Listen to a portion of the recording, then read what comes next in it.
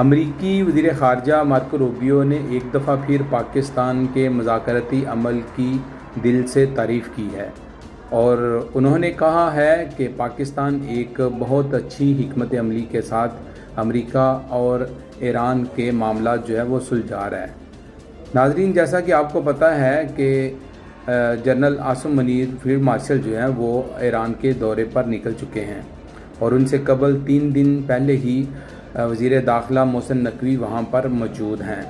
تو کہا یہ جا رہا ہے کہ ایک آدھ دن کے اندر ایک ایسا مذاکراتی ایجنڈا جو ہے وہ فائنل کر لیا جائے گا اور اس کے بعد امریکہ اور ایران پاکستان آ کر اس کے اوپر سگنیچر کریں گے۔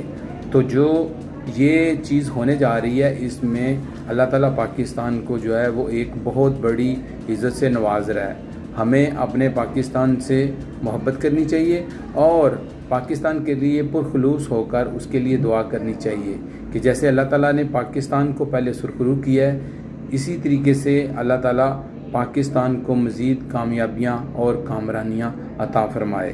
پاکستان ہمیشہ زندہ باد۔